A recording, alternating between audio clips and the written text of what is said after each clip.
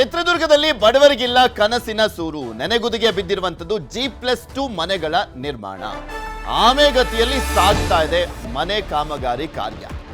ಆಮೇನಾದ್ರೂ ಒಂದು ವೇಳೆ ಬೇಗ ಹೋಗ್ಬಿಡುತ್ತೆ, ಆದರೆ ಈ ಕಾಮಗಾರಿ ಮಾತ್ರ ನಿಂತಲ್ಲೇ ನಿಂತಂತಾಗ್ಬಿಟ್ಟಿದೆ.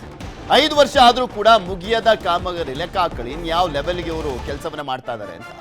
ಮೆದೆಹಳ್ಳಿಯ ಮೇಗಳಹಳ್ಳಿ ಬಳಿ ಮನೆಗಳ ನಿರ್ಮಾಣ ಮಾಡಲಾಗ್ತಾ ಇದೆ. 1001 ಮನೆಗಳ ಗುರಿಯಲ್ಲಿ ಈವರೆಗೂ 150 ಮನೆ ಅಷ್ಟೇ ನಿರ್ಮಾಣ.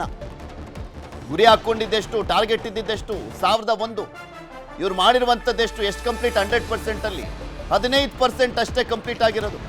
ಫೌಂಡೇಶನ್ ಹಂತದಲ್ಲೇ ಇವೆ 850 ಮನೆಗಳು. ನಗರಸಭೆ ಸುಪರ್ದಿಯಲ್ಲಿ ಮನೆಗಳ ನಿರ್ಮಾಣ ಮಾಡಲಾಗ್ತಾ ಇದೆ. ಸಮಯಕ್ಕೆ ಬಿಲ್ ಆಗದೆ ಕಾಮಗಾರಿ ನಿಧಾನಗತಿಯಲ್ಲಿ ಸಾಗ್ತಾ ಇದೆ. ಯಾಕೆಂದ್ರೆ ಸರ್ಕಾರ ಅಂದ್ರೆ ಗೊತ್ತಲ್ಲ ನಿಮಗೆ, ಘೋಷಣೆಗಷ್ಟೇ ಸೀಮಿತ ಆಗ್ಬಿಟ್ಟಿದ್ದಾವೆ. ಇವಾಗ ಘೋಷಣೆ ಮಾಡೋದು, ಭರವಸೆ ಕೊಡೋದು, ಆ ಕ್ಷಣದ ಕಣ್ಣೀರನ್ನ ಒರೆಸೋದು, ನಾವು ನಿಮ್ಮ ಪರವಾಗಿದ್ದೀವಿ ಅಂತ ಜಂಬ ಕೊಚ್ಕೊಳ್ಳೋದು, ಬೆನ್ ತಡ್ಕೊಳ್ಳೋದು. ಮನೆಗಾಗಿ ಫಲಾನುಭವಿಗಳು ಕಟ್ಟಿದ್ದಾರೆ 60,000 ರೂಪಾಯಿ. 60,000 ರೂಪಾಯಿ ಈಗ ಆಲ್ರೆಡಿ ಇಸ್ಕೊಂಡಿದ್ದಾರೆ. ಸರ್ಕಾರ ಹಣ ನೀಡದೆ ವಿಳಂಬ ನೀತಿಗೆ ಆಕ್ರೋಶವನ್ನು ವ್ಯಕ್ತಪಡಿಸಲಾಗ್ತದೆ. ಶಾಸಕ ವೀರೇಂದ್ರ ಪಪ್ಪಿ ಕ್ಷೇತ್ರದಲ್ಲಿರುವಂಥ ಮನೆಗಳು, ಪಾಪ ಅವರೇ ಸಂಕಷ್ಟದಲ್ಲವ್ರೆ. ಮೊನ್ನೆ ಅಷ್ಟೇ ಬಿಡುಗಡೆ ಆಗವ್ರೆ. ಇವ್ರು ಕಾಣಿಸುತ್ತಾ ಇದು ಶಾಸಕ ವೀರೇಂದ್ರ ಪಪ್ಪಿ ಅವರು, ಅವರ ಕ್ಷೇತ್ರದಲ್ಲಿರುವಂಥ ಮನೆಗಳು ಇವು. ಏನಾದರೂ ಮಾಡ್ತಾರಾ? ಹೋಗ್ಲಿ, ಸರ್ಕಾರ ಕೇಳ್ಕೊಳ್ತಾರಾ? ಇದೇ ವಿಚಾರಕ್ಕೆ ಸಂಬಂಧಪಟ್ಟಂತೆ ಮನೆ ಸಿಗುತ್ತೆ ಅಂತ ಕನ್ಸು ಕಾಣ್ತಾನೇ ಇದಾರಲ್ಲ ಜನ, ದುಡ್ಡು ಕಟ್ತಾ ಹೋಗ್ತಾರೋ. ಅವ್ರು ಏನು ಮಾತನಾಡಿದ ನೋಡೋಣ. G+2 ಅಂತ ಆಶ್ರಯೋಜನೆ ಅಂತ ಇದ್ರಲ್ಲಿ ನಮಗೆ ಹೆಸರು ಫಲಾನುಭವಿಯಾಗಿದ್ವಿ. ನಾವು ಅದು ಅಪ್ಲಿಕೇಶನ್ ಹಾಕಿ 6 ವರ್ಷ ಆಯಿತು. ಆಮೇಲೆ ನಾವು ದುಡ್ಡು ಕಟ್ಟೆಲ್ಲ 3-4 ವರ್ಷ ಆಯಿತು, ಸ್ವಲ್ಪನೇ. ಅಲ್ಲೋಗಿ ಕೇಳಿದ್ರೆ ಈಗ ಆಗ್ತಿದೆ, ಆಗಾಗ್ತಿದೆ, ಇನ್ನೇನು 6 ತಿಂಗಳಲ್ಲಿ ಆಗುತ್ತೆ ಅಂತ ಹೇಳ್ತಿದ್ದಾರೆ. ಈ ಮನೆನ ಯಾವಾಗ ನಿರ್ಮಾಣ ಆಗುತ್ತೆ ಅಂತ ನಮಗೆ ಯಾಕೋ ಅನುಮಾನ ಆಗ್ತಿದೆ. ಕೇಳಕ್ ಹೋದ್ರೆ ಇವಾಗ 1 ತಿಂಗಳಲ್ಲಾಗುತ್ತೆ, 2 ತಿಂಗಳಲ್ಲಾಗುತ್ತೆ ಹೇಳ್ತಾರೆ. ಆಮೇಲೆ ದುಡ್ಡು ಕಟ್ಟಿದಿರೇನಂತ ಕೇಳ್ತಾರೆ. ನಾವು ಕಟ್ಟಿದ್ದು ತೋರಿಸಿದ್ದಕ್ಕೆ ಆಗುತ್ತಮ್ಮ ಅಂತ ಹೇಳ್ತಿದ್ದಾರೆ. ದಯವಿಟ್ಟು ಇದನ್ನ ಸರ್ಕಾರ ಬೇಗ ಮಾಡ್ಕೊಡ್ಬೇಕಂತ ಹೇಳ್ಬಿಟ್ಟು ನಮ್ಮಿಂದ ಮನವಿ ಮಾಡಿ ಕಳಕಳಾಗಿ ಕೇಳ್ಕೊಂತಿದೀವಿ. ಈ ಯೋಜನೆನ ಜಾರಿ ಮಾಡ್ತೀವಿ, ಬಡವರಿಗೆ, ನಿರಾಶ್ರಿತರಿಗೆ, ಏನು ಕಡು ಬಡವರಿಗೆ ಕೊಡ್ತೀವಿ ಅಂತೇಳಿ G+2 1001 ಮನೆಯನ್ನ ಕಟ್ತೀವಿ. ಅದಕ್ಕೆ ಫಲಾನುಭವಿಗಳು ಮೊದಲನೇ ಕಂತಿನಲ್ಲಿ 10,000 ಕೊಡಿ, ಆಮೇಲೆ 53,000 ಕೊಡಿ ಅಂತ ತಗೊಂಡು ವರ್ಷಾನುಗಟ್ಲೆ ಆಗೋಗಿದೆ. ಈಗಾಗಲೇ ಕಾಮಗಾರಿ ಪ್ರಾರಂಭ ಆಗಿ 5 ವರ್ಷ ಆಗೋಗಿದೆ.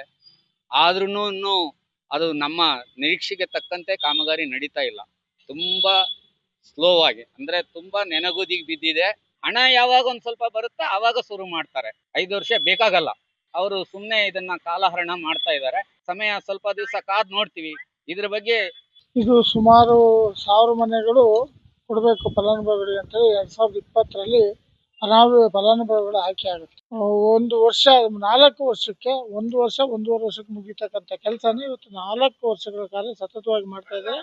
ಇನ್ನೂ ಮುಗಿಯುವಂತ ಲಕ್ಷಣಗಳೇ ಕಾಣ್ತಾ ಇಲ್ಲ. ಕಾರಣ ಏನಪ್ಪಾ? ಅಧಿಕಾರಿಗಳ ನಿರ್ಲಕ್ಷ್ಯ ಮತ್ತು ಈ ಸರ್ಕಾರಗಳ ಅನುದಾನ ಕೊರತೆ ಆಗಿರ್ಬೋದು, ಅಧಿಕಾರಿಗಳ ನಿರ್ಲಕ್ಷ್ಯ ಆಗಿರ್ಬೋದು. ಸರ್, ಇದು ಟೋಟಲ್ 1001 ಮನೆಯದು ಕಾಮಗಾರಿ.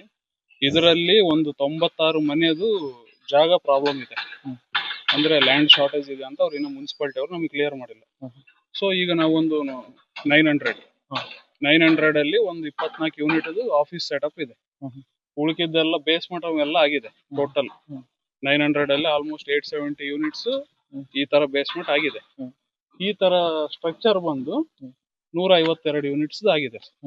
ಇಷ್ಟು ಕೆಲಸ ಆಗಿದೆ. ಈ ತರ ಸ್ಟ್ರಕ್ಚರ್ ಮಾಡ್ಕೊಂಡು ಹೋಗ್ತಾ ಇದ್ದೀವಿ.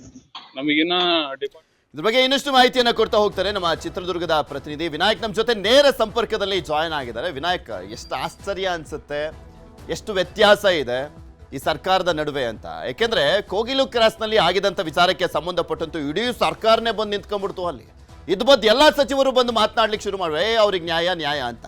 ಇಲ್ಲ 5 ವರ್ಷ ಆಗಿದೆ, ಇದು ಕಣ್ಣಿಗೆ ಕಾಣಿಸ್ತಾ ಇಲ್ವಾ ಅಂತ. ಇಲ್ಲಿ ಕೆಲಸ ಆಗಬೇಕು ಅಂದ್ರೆ ಪಾಕಿಸ್ತಾನದಿಂದ ಒಂದು ಟ್ವೀಟ್ ಆಗಬೇಕು, ಪಿಣರಾಯಿ ವಿಜಯನ್ ಒಂದು ಟ್ವೀಟ್ ಮಾಡಬೇಕು ಅಂತ ಕಾಣಿಸುತ್ತೆ. ಅದಾದ್ಮೇಲೆ ಈ ಸರ್ಕಾರದಲ್ಲಿ ಇವ್ರಿಗೆ ಏನಾದ್ರು ಒಂದು ನ್ಯಾಯ ಸಿಗ್ಬೋದೇನೋ.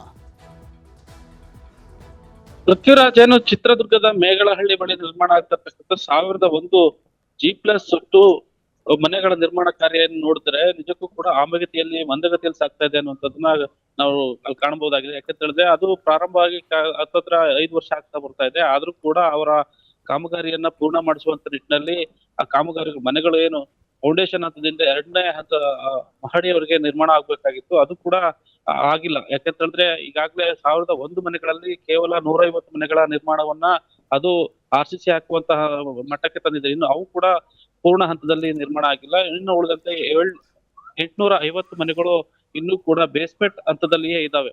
ಅದಕ್ಕೆ ಈಗಾಗಲೇ ಮೋಲ್ಡಿಂಗ್ ಹಾಕ್ಲಿಕ್ಕೆ ಕಬ್ಬಿಣವನ್ನ ಕಟ್ಟಲಾಗಿದೆ. ಅದಕ್ಕೂ ಕೂಡ ಕಾಂಕ್ರೀಟ್ ಅನ್ನ ಹಾಕುವಂತ ಕೆಲಸಕ್ಕೆ ಮುಂದಾಗದೆ ವಿಳಂಬ ನೀತಿಯನ್ನ ಅನುಸರಿಸತಕ್ಕಂಥದ್ದು. ಈಗಾಗಲೇ ಏನು ನಗರಸಭೆ ಇದನ್ನ ಸುಪರ್ದಿಯನ್ನು ವಹಿಸಿ ಆ ಮನೆಗಳನ್ನ ನಿರ್ಮಾಣ ಮಾಡಿಸಬೇಕಾಗಿತ್ತು. ಮತ್ತೆ ಸರ್ಕಾರದ ಜೊತೆ ಒಂದು ಮಾತುಕತೆಗಳನ್ನ ನಡೆಸಿ ಅದು ಅನುದಾನವನ್ನು ಬಿಡುಗಡೆ ಮಾಡಿಸಿ ಶಾಸಕರುಗಳು ಇದೇ ಅನುದಾನವನ್ನ ಬಿಡುಗಡೆ ಮಾಡಿಸಿ ಕಾಮಗಾರಿಯನ್ನು ಪೂರ್ಣಗೊಳಿಸುವಂತ ನಿಟ್ಟಿನಲ್ಲಿ ಕೆಲಸ ಮಾಡಬೇಕಾಗಿತ್ತು. ಅದನ್ನು ಕೂಡ ನಿರ್ಲಕ್ಷ್ಯತೆಯಿಂದ ಮಾಡ್ತಾ ಇದ್ದಾರೆ ಅನ್ನುವಂತ ಆರೋಪಗಳನ್ನ ಸಾರ್ವಜನಿಕರು ಮಾಡ್ತಾ ಇರ್ತಕ್ಕಂಥ. ಮತ್ತು ಫಲಾನುಭವಿಗಳು ನಿಜಕ್ಕೂ ಕೂಡ ಈ ಮನೆಗಳನ್ನೇ ನಂಬಿಕೊಂಡು ಈಗಾಗಲೇ 60,000 ವಂತಿಗೆ ಹಣವನ್ನ ಕಟ್ಟಿದ್ದಾರೆ. ಆ ಹಣವನ್ನು ಕೂಡ ಕಟ್ಟಿ ಸಾಲ ಸೂಲ ಮಾಡಿ ಬಡ್ಡಿ ಹಣವನ್ನು ಕೊಡ್ತಾ ಇರ್ತಕ್ಕಂಥದ್ದು. ಮತ್ತೆ ಜೊತೆಗೆ ಏನು ಬಾಡಿಗೆ ಮನೆಗಳಲ್ಲಿ ವಾಸ ಮಾಡ್ತಾ ಇದ್ದಾರೆ, ಅದರ ಬಾಡಿಗೆಯನ್ನು ಕಟ್ಟಿ ವಾಸ ಮಾಡ್ತಾ ಇರ್ತಕ್ಕಂಥದ್ದು ಅವ್ರಿಗೆ ಹೊರೆ ಆಗ್ತಾ ಇರ್ತಕ್ಕಂಥದ್ದು.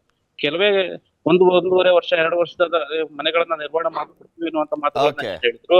ಅದು ನಿಜಕ್ಕೂ ಕೂಡ ನಿರ್ಮಾಣ ಆಗದೆ ಇರೋಂಥದ್ದು. ಅದು ನಿಜಕ್ಕೂ ಕೂಡ ಅವ್ರಿಗೆ ಸಂಕಷ್ಟದ ಪರಿಸ್ಥಿತಿಗೆ ತಂದೊಡ್ಡಿದೆ. ಆದ್ರೆ ಈವರೆಗೆ ಜಿಲ್ಲಾಡಳಿತ ನಗರಸಭೆಯವರು ಕೂಡ ಇದನ್ನ ನಿರ್ಲಕ್ಷ್ಯ ಭಾವದಿಂದ ನೋಡ್ತಾ ಇರ್ತಕ್ಕಂಥದ್ದು. ಇದು ಸಾರ್ವಜನಿಕರ ವಲಯದಲ್ಲಿ ಆಕ್ರೋಶಕ್ಕೆ ಕಾರಣ ಆಗಿದೆ. ಪೃಥ್ವಿರಾಜ್. ಓಕೆ, ಧನ್ಯವಾದ ವಿನಾಯಕ್ ನಿಮ್ಮೆಲ್ಲ ಮಾಹಿತಿಗಾಗಿ. ನಾನು ಹೇಳ್ತಾ ಇದ್ನಲ್ಲ, ಇಲ್ಲಿ ಇವ್ರಿಗೆ ಬೇಗ ಮನೆ ನಿರ್ಮಾಣ ಆಗಬೇಕು ಅಂದ್ರೆ ಅಲ್ಪಸಂಖ್ಯಾತರಾಗಿರ್ಬೇಕು, ಇಲ್ಲ ಅಂದ್ರೆ ಪಿಣರಾಯಿ ವಿಜಯನ್ ಅಂತವ್ರ ಕಡೆಯಿಂದ ಒಂದು ಅಂದ್ರೆ ಟ್ವೀಟ್ ಆದ್ರೂ ಆಗ್ಬೇಕು, ಪಾಕಿಸ್ತಾನದಿಂದನಾದ್ರೂ ಒಂದು ಟ್ವೀಟ್ ಆಗಬೇಕು, ಇಲ್ಲ KC ವೇಣುಗೋಪಾಲ್ ಅವರು ಬಂದು ಹೋಗ್ಬೇಕು. ಅಲ್ಲಿವರೆಗೂ ಈ ಸರ್ಕಾರ ಕಂಡುಬಿಡೋದಿಲ್ಲ.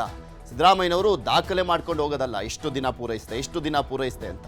ನೋಡಿ ಹೆಂಗೆಲ್ಲ ಆಗಿದೆ. ನಿಮ್ಮ ಆಡಳಿತ ಅವಧಿಯಲ್ಲಿ ಏನೇನೆಲ್ಲ ಆಗ್ತಾ ಇದೆ, ಅವ್ರಿಗೆ ಯಾವಾಗ ನ್ಯಾಯ ಸಿಗುತ್ತೆ, ಆ ಒಂದು ನ್ಯಾಯ ಕೊಡಿಸುವಂತ ಕೆಲಸ ಮಾಡಿದ್ರೆ ನೀವು ದಾಖಲೆ ಮಾಡಿದಂಥ ಸಂದರ್ಭದಲ್ಲೂ ಕೂಡ ಜನನು ಮೆಚ್ಕೊಳ್ತಾರೆ. ಇಲ್ಲ ದಾಖಲೆ ಬರೀ ಹೆಸರಿಗಷ್ಟೇ ಉಳ್ಕೊಳ್ತಾ ಹೋಗುತ್ತೆ.